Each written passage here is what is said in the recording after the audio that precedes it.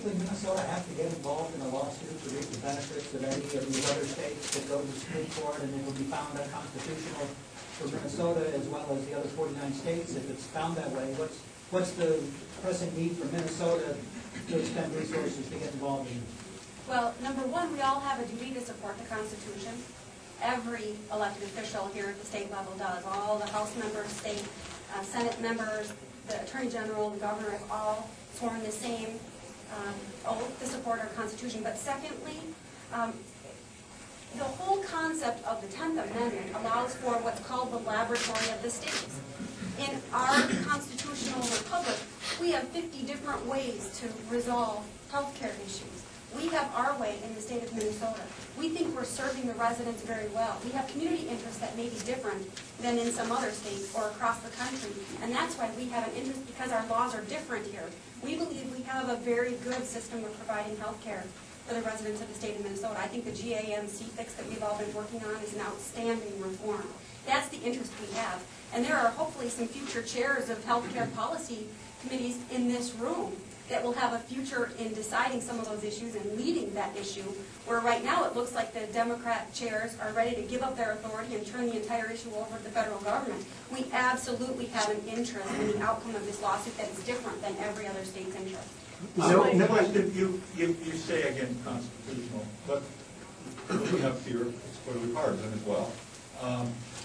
Is this what you're looking your way in November? I would take issue that the bill in Washington was partisan.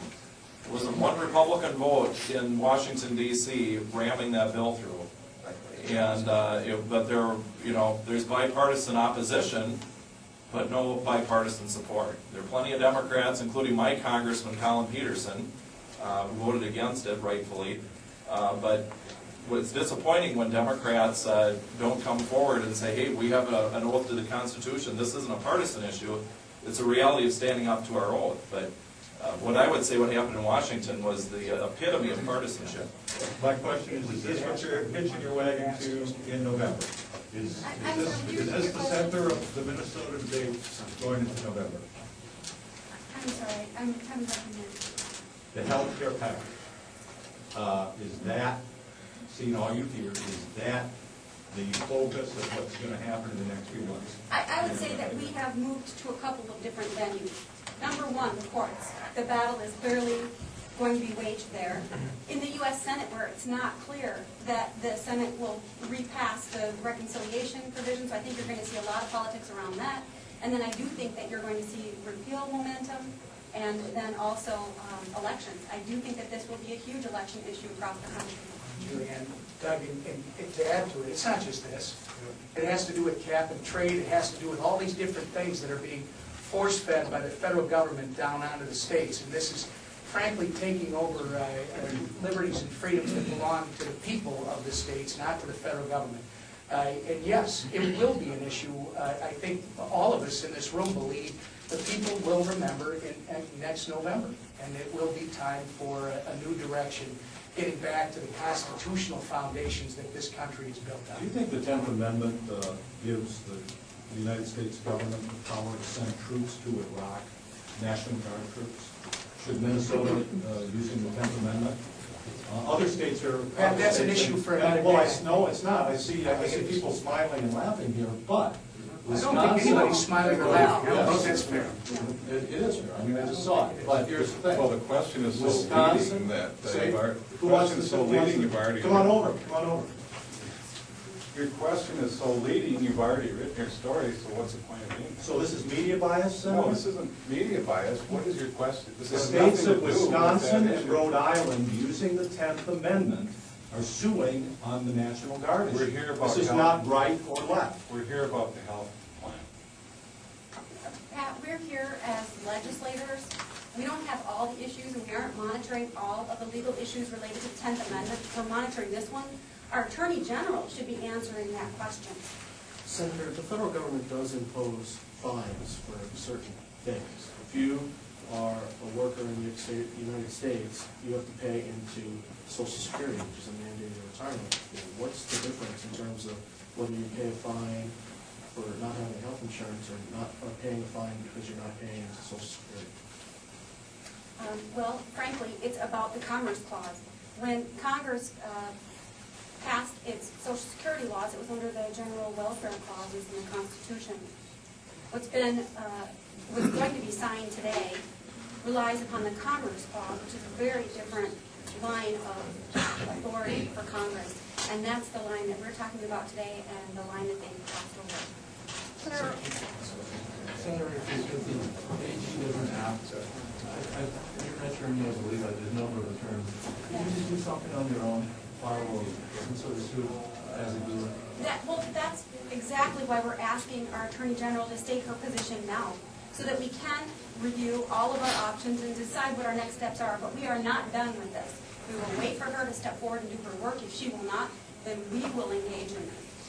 This question may be best directed to Senator Sendham potentially, but I'm wondering about Mayo Clinic. I mean, it's the largest employer in your district and you used to work there. They've come out saying they feel that this bill is a step in the right direction. Do you just, what's your response to that?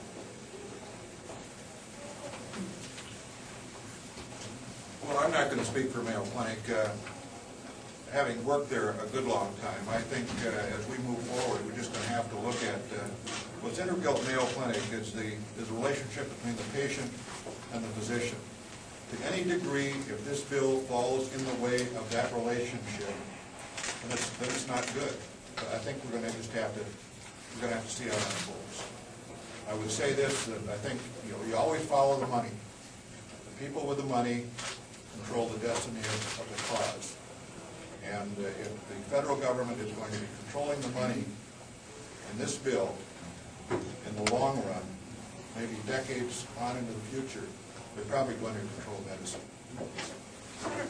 Senator Ortman, do you expect the Attorney General to have a Republican election opponent? Pardon me? Do you expect there to be a Republican running against the Attorney General? I don't think there is one right now. I don't know. I think there's someone else who would like to say. These are interesting questions, but I think we need to bring it back to the real issue. States' rights. 2 words. States' rights. The 10th Amendment and the Constitution was not a document that gave the almighty federal government all the powers and left the crumbs for the states. It was the opposite. What powers weren't enumerated in that document were left to the states. That's what this is about. And so I think that's the focus. To Pat's question, that's another topic for another day. And, the other thing on the Social Security issue that you questioned, you don't get imprisoned if you don't have a job. If you don't pay this fine, you get imprisoned.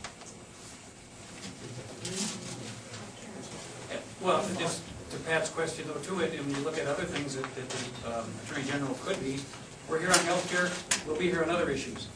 Last week, the Attorney General found it fit to file a petition to move along with the court in the Massachusetts versus EPA to protect the citizens of Minnesota. We expect that if she found that to be of significance, then she should find this to be of significance in order to protect the citizens of Minnesota. So we just want the Attorney General to be on level playing field on everything that does concern the citizens of Minnesota. Thank you for everything. I'm sure that any one of these members would follow up if you get any other questions. Thank you.